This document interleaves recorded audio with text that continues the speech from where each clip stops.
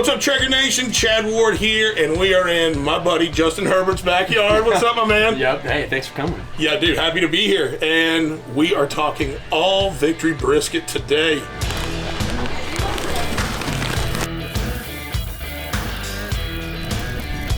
I think it's time, man. The meter's telling me this brisket's done. You've outdone yourself again. Well, you get the assist too, bro. We got tailgating season coming up, football season. Whether you're staying at the house and having people over or you're going to the tailgate, it's one of those you can get out of the way the night before, enjoy with the friends and family. In your case, you like to use it to enjoy a victory. Exactly. One of my personal favorites. It's a whole process to go through, but it's well worth it. You know, when you guys do get a victory like that, you think about all the game planning that went into it, right? Yeah. All the film you watch, this and that. Kind of the same thing with a brisket. You know, you put a long overnight cook into it, paying attention to what the brisket's telling you, when it's done, all those type of things. And when you have that great bite, you're like, all right, man, let's do it. So we got to start with seasoning. So we've already trimmed this up. A couple of things I did here, just try to get it symmetrical, a nice symmetrical brisket, cooks more even. Clean out some of the fat on the bottom so it'll lay a little more level and cook even also. One little tip or trick, I don't know if you know this one, a lot of times when you get a good bark on the brisket, it's hard to tell which way the grain goes. Yeah. So this right here is going to be a throwaway piece anyway. So I just take my knife and give myself a guide. So when this brisket's done, I know that I need to slice this way to make sure they're all against the grain and super tender. That's a vet move. I appreciate it, old boy. So different flavors we can use for seasoning. Today I picked two of my favorite. I like using the coffee because it's a little bit finer. So I like to lay down the fine rubs first and then a little bit chunkier ones next. That's why we'll go with the prime rib next. And you know, the beautiful thing is you don't have to be bashful about it. It'll take plenty of seasoning. I think I'm going to go eat a little more, bro. This is a 20-pound piece of meat. The more seasoning, the better. I mean, we'll get in there and get it a little heavy. And the other thing you got to remember, too, is we got to get the sides for the gram. Okay. You know what I mean? Yeah. You don't get those sides covered and people start, you know, questioning. Yeah. We don't need any keyboard haters on us. All right. We'll get around to here. Hit this edge up top. Plus, you got to make a little bit of a mess when you're seasoning, too. You know what I mean? Yeah, it's the backyard. I'll clean up later. All right. And come down through here.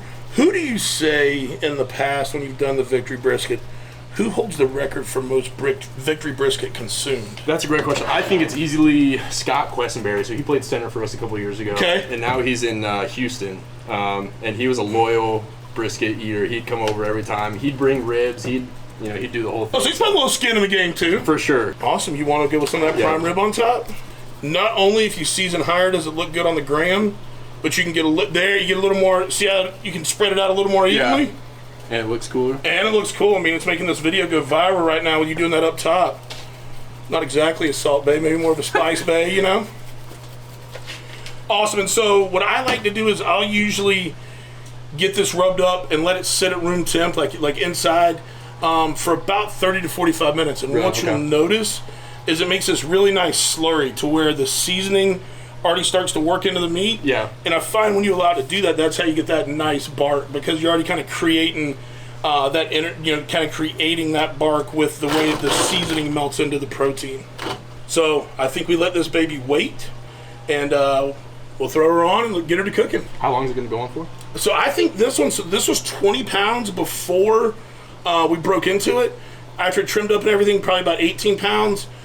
I would say probably going to take us 10 to 12 hours. I'm going to start at 225 Super Smoke. Okay. Is that kind of the way you usually roll? I like it. I would start with the Traeger recipe at 180, but hey, you're the master. So. All right. We're going 225 Super Smoke, and then you guys can check in, and we'll show you the next step in the process. All right, Justin, as you can see here, my man, the seasoning is melted in. We kind of got that bond we were talking about. It looks pretty good, doesn't it? I think it's ready to go. All right, and then one more thing, secret to success. What do you know about the meter? After this little tutorial, I'm going to use it. Well, cue tutorial. So this is really, really cool. So Bluetooth, Wi-Fi. All we want to do is just stick this in kind of the thickest part of the brisket. Make sure we get to that line right there. Once we fire this baby off, it's gonna tell us when it's done. Yeah. How long we want to rest it for, the whole 9 yards. So it's gonna help us just control the cook, give us a look at it. It's really nice on that nice overnight brisket. to be able to have that, and just instead of having to come out, check on things, you can just look at your phone, see where things are at, and keep rolling. And that's good to be there the entire time? That's good to be there the entire time. It holds up to the temp very, very well, so this thing's built super, super robust. And you just charge it in there? Yep, just charge it in here, and you're good to go. Impressive. Pretty snazzy, huh? All right, we ready for a little TV magic? We're going to throw this baby on. Let's get to it. Woo! All right, so we're going to go right here, and that is our brisket that's going on. And then we have this one here that has been on now Switch the gloves. about 6 hours. If you will do me a favor. I got fresh gloves. Fresh gloves. Will you get me 2 long pieces of foil? I'm probably thinking about like this, old boy. Your wingspan. So because the brisket's wider, we'll do it like this. And I'm going to grab our big spatula. Done just like that. And there we go. So this has been in, like I said, about 6 hours. We're sitting at about 170 degrees. If you look at that bark, I'd call it a dog, because that has some serious bark, old boy. And so now what we're going to do is we're going to take, I'm going to start it here. Okay. Just start getting this baby nice and tight. We'll do one flip. Everything kind of tucked in here. Wrap this thing like Mama wrapped that Christmas present back in the day, son. Nice and tight. Come back over. Yep, you've done that before. A few times, huh? All settled in. Go back. Meat side down. Or, sorry, fat side down. Gonna take our meter probe right back in. And we'll go right back to the grill. So it'll continue to cook a little bit once you pull it off, right? Yeah, so this here, we're wrapping at this point because this brisket's taking as much smoke as it's going to take. Yeah. Usually happens around 165, 170. So we want to get it in this foil, or you could use butcher paper. What this will do is now this is going to speed up the cook. Okay.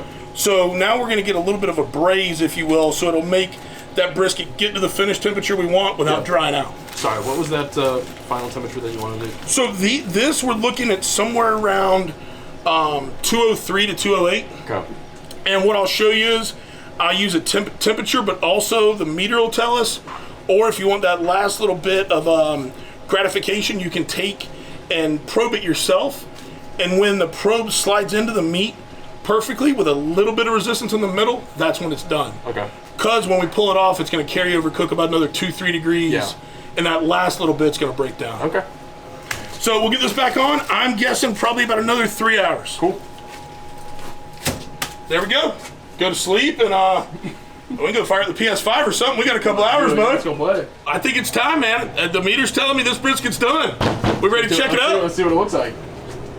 All right. Oh, it feels it. I feel that jiggle, old boy. Woo! Smells good. All right. Well, I'm kind of unwrapping this. Let's talk a little bit about kind of how you have been introduced to the Traeger brand, how Victory Brisket came about. Just, let's talk about how we got here. So I think it starts way back. My grandfather, Rich, he had the original Traeger. I don't know what year it came out, but it looked pretty old. And so we'd go over to his house and he'd cook ribs, chicken, whatever it was. And he was the master. And so like my dad learned from him, I learned from him.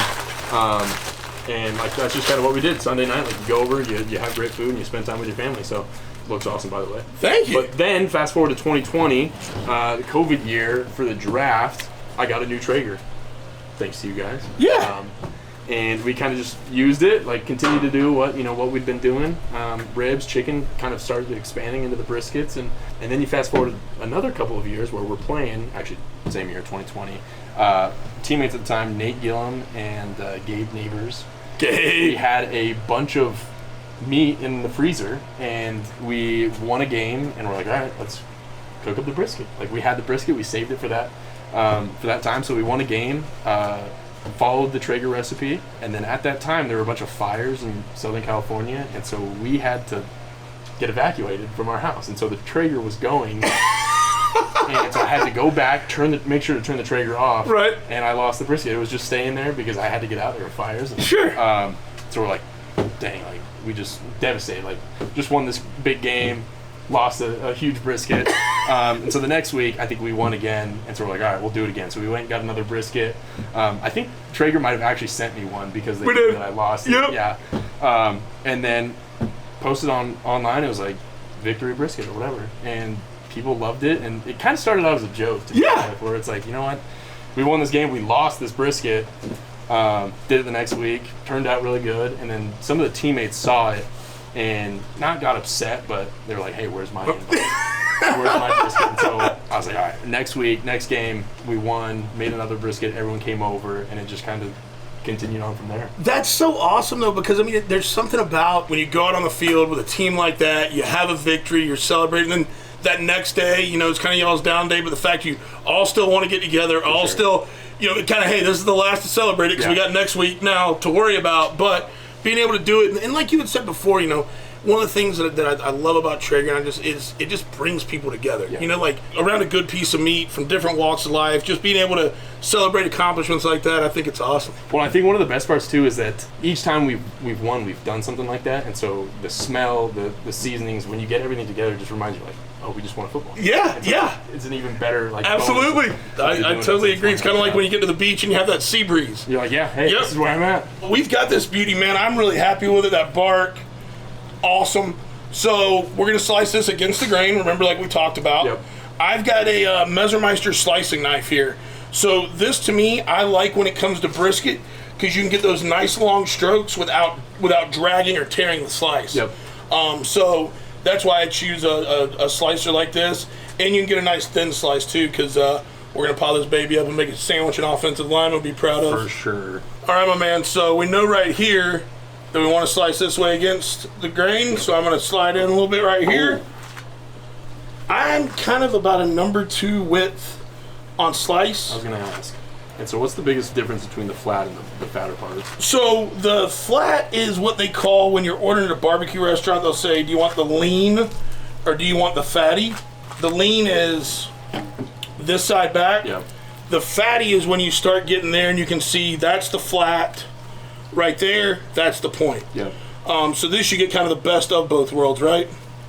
So I say,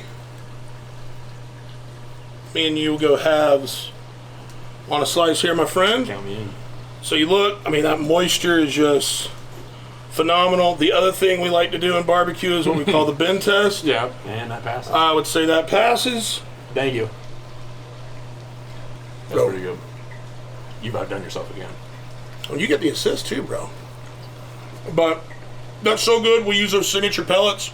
I'm picking up on that. Guy got the seasoning coming through. Pretty dang good piece of I brisket. think it's awesome. I think with the signature too, I mean, you can't go wrong. Whatever you're cooking, it's good for everything. So I agree. It's one of those you don't have to worry about swapping your pellets out, or it's definitely not anything harsh. It's really, really tasty. But dude, I absolutely love this. Good. I'll share brisket with you anytime, old boy. That's a tasty one. All right, guys, that's a wrap. What an amazing brisket. Dude, I loved it. How about you? Incredible work, as always. Oh, thank you, my man. So if you guys enjoyed this video, click the link below. That's going to take you to the recipe. Man, it is all about Traeger Game Day. Make sure you're posting on social media, sharing your Victory Brisket with us, hashtag Victory Brisket, hashtag Traeger Game Day. Subscribe and enjoy all the content that's going to keep coming your way. Look at us, man!